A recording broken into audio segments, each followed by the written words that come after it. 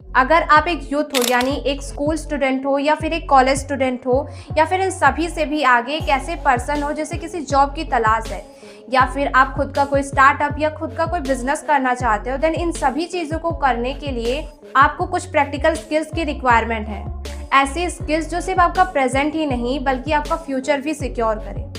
In today's video मैं आपसे ऐसे बहुत सारे प्रैक्टिकल स्किल्स शेयर करूंगी जिसे मैं खुद प्रैक्टिकली परफॉर्म करती हूँ। So watch the video till the end. अगर हम बात करें डेवलप्ड कंट्रीज की, तो डेवलप्ड कंट्रीज का सबसे फंडामेंटल कोर जो होता है वो होता है education system, infrastructure and manufacturing industry. If we talk about the India, तो भारत देश में एजुकेशन तो सही है बट एजुकेशन सिस्टम में खराबी है। एजुकेशन सिस्टम में खराबी कैसे है, let me explain you. Bharat का एजुकेशन सिस्टम हमें सिखाता क्या है? हमें बचपन से सिखाया जाता है चीज़ों को मेमोराइज करना और चीज़ों को राइट करना। और ये मैं ऐसे नहीं कह रही हूँ, मैं खुद एक स्टूडेंट हूँ। I am practically feeling this, then I am sharing with you. और इसे most of the youth, most of the persons relate कर पाएंगे क्योंकि ये सभी के लाइफ में होता है, क्योंकि सब इसी सिस्टम से बिलोंग करते हैं। हमारा एजुकेशन सिस्टम डे फर्स्ट से ही हमारी क्यूरियोसिटी, हमारे थिंकिंग, हमारे ओपिनियन को किल करना स्टार्ट कर देता है।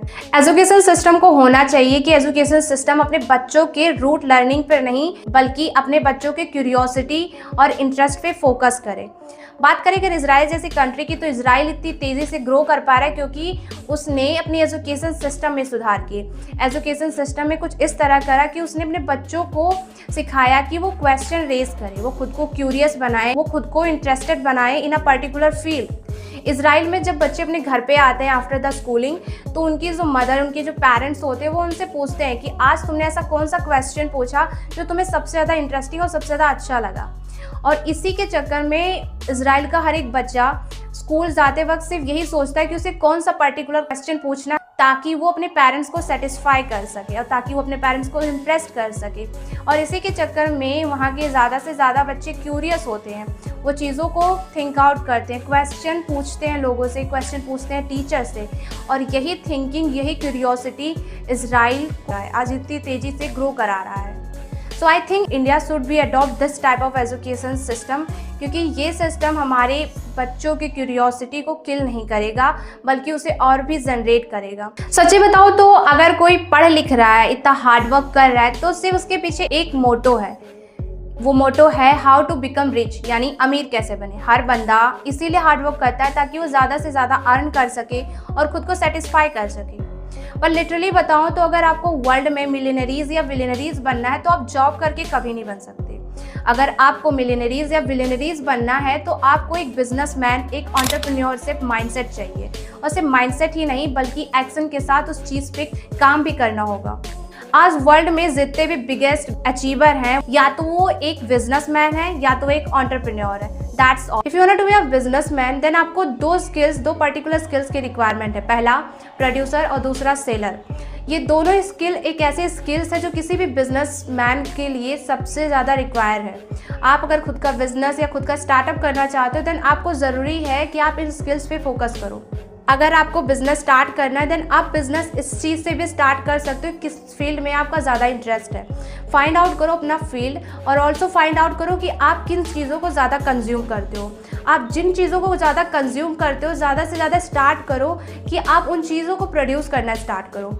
इसीलिए आज मोस्ट ऑफ द कंट्रीज़ जो भी डेवलप्ड कंट्रीज़ है, वो एक डेवलप्ड कंट्री है क्योंकि उन्होंने अपनी मैन्युफैक्चरिंग इंडस्ट्री पे फोकस करा। और शायद इंडिया इसी वजह से पीछे रह रहा है क्योंकि इंडिया अपनी मैन्युफैक्चरिंग इंडस्ट्री पे वर्क नहीं कर पा रहा। सो देखो, अगर आप बिजनेस स्टार्ट करते हो और आप खुद का कोई प्रोडक्ट लॉन्च करते हो, तो सबसे ज़्यादा ज़रूरी है कि आप अपने आर्ट ऑफ नेगोशिएशन का यूज़ करो। नेगोशिएशन का मतलब होता है मोल भाव करना। अगर आप किसी से नेगोशिएट करते हो तो सबसे ज़्यादा ज़रूरी है कि आप उनसे सिर्फ डायरेक्टली प्राइस से मत स्टार्ट करो, बल्कि आप ये बताओ कि आपका जो बनाया हुआ प्रोडक्ट है आपके कस्टमर के लिए कैसे वो वैल्यूएबल बन सकता है। अगर ये चीज़ें आप प्रूव कर पा रहे हो, ये चीज़ें आप नेगोशिएट कर पा रहे हो अपने कस्टमर से, देन आपका कस्टमर आप पे ब्लाइंडली ट्रस्ट करेगा। अगर आप खुद का बिजनेस स्टार्ट करना चाहते हो तो स्टार्ट करो whatever you have. Don't wait for the कि आपके पास जब ज़्यादा पैसे हो जाएंगे देन आप अपना खुद का बिजनेस बिल्ड करोगे। Start what ever you have. Communication skills एक ऐसी स्किल्स जिसके थ्रू आप किसी भी चीज़ का स्टार्टअप, किसी भी चीज़ को आप बिल्ड कर सकते हो from the basic to the advance. Communication skills सिर्फ एक स्पेसिफिक स्किल्स ही नहीं है, बल्कि आपको पर्टिकुलर किसी भी फील्ड में जाने के लिए अगर किसी स्किल्स की सबसे ज़्यादा रिक्वायरमेंट है तो वो है आपकी कम्युनिकेशन स्किल्स। क्योंकि अगर आपको कम्युनिकेशन अच्छा नहीं है तो आप लोगों को कन्विंस कैसे करोगे।